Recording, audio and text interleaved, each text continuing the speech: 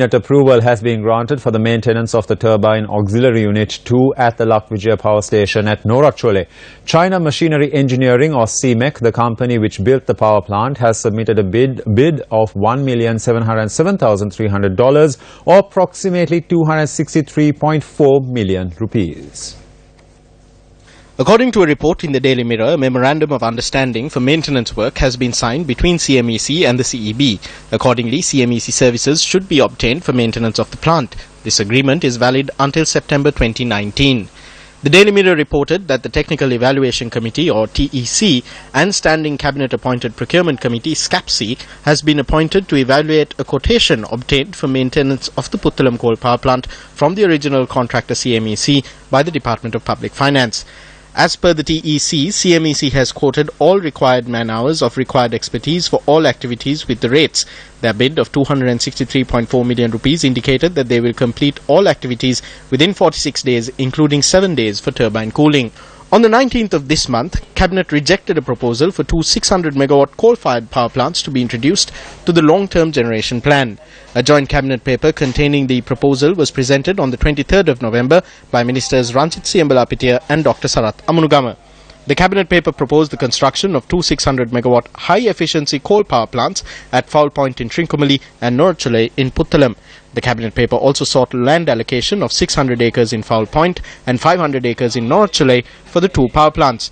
However, environmental organizations, civil and political activists had mounted strong opposition to this proposal, citing the severe environmental damage that could be caused. It appears that no matter how much you scream yourself hoarse, the coal addiction will not go away. Groups that have previously opposed embracing coal-fired power plants are now calling for coal as well. There's talk of so-called clean coal. So, a proposal has been put forward for two new coal-fired power plants, which was duly rejected by Cabinet, quite rightly, given that it is the government's policy to move away from fossil fuels and towards renewables and alternate energy sources. So, Minister of Power and Renewable Energy, Ranjit Siyambalapitia, and Minister of Special Assignments or Special Projects, Dr. Sarath Amunugama, put forward this joint Cabinet paper. The question is why? On one of his first overseas visits since taking office, President Maithripala Sirisena at the Paris summit voiced Sri Lanka's commitment to step away from fossil fuels. However, it seems that there is a lot of opposition to move away from coal, specifically from within the CEB and from within certain quarters in government, it appears. Just a quick look at the cost of coal, the environmental damage that coal brings. This is the Four Corners power plant in New Mexico in the United States. It draws in water from Lake Morgan to feed the coal power plant, to get the steam, to get the turbines going. Each year, the power plant uses 9 billion gallons of water, and 2 billion gallons of water are lost to evaporation. 11 million tons of carbon dioxide are released into the atmosphere.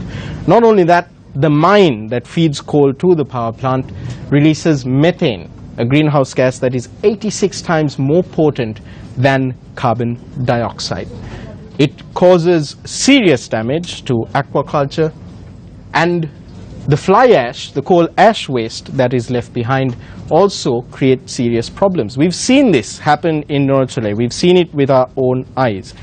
So we have to ask the question, for whose interest is Sri Lanka still addicted to coal? Or certain sectors in Sri Lanka, within the CEB and within the bureaucracy, seem to still be addicted to coal.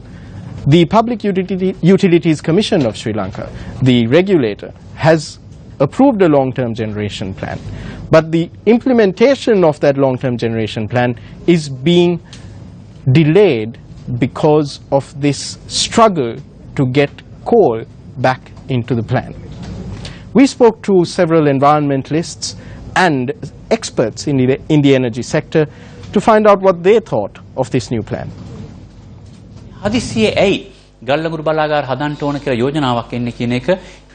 Why is there a sudden need to construct coal power plants? The timing is very suspicious. The Cabinet did not accept the proposal because it goes against the government policies. In that case, why was this proposal forwarded? Because this will ensure that we continue to import coal, and everyone knows that there is a scam behind the importation of coal. A unit of power produced from a coal power plant costs 18 rupees and 60 cents. These plants are not up to standard and they face continuous breakdowns. Even now, millions are being spent to refurbish them.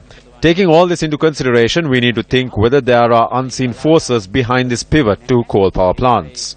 These ministers should think once again because the government has a definitive policy. The prices are high and it is not good for the environment. This is a serious issue. ඇයි මෙවැනි හදිසි යෝජනා ඉදිරිපත් කරන්නේ මේක ඊටාම බරපතල තත්ත්වයක් මේ ගේන්න හදන්නේ They are trying to bring down coal power plants which have been rejected by Japan. They buy these power plants for cheap, bring them down to the country and engage in a large scam. Those in power as well as the officials are attempting to pocket this money and plunge this country into a crisis once again. As the need for coal grows and the available resources depletes, the prices will rise. When this happens, who benefits from the tenders? They benefit to the tune of billions and trillions. Specialists have proven already that those living around coal power plants suffer from respiratory diseases as well as cancer. This is an environmental crisis. If those in power believe that coal is the way forward, then God bless the nation. බලශක්තියට විසඳුම ගල් අඟුරු කියලා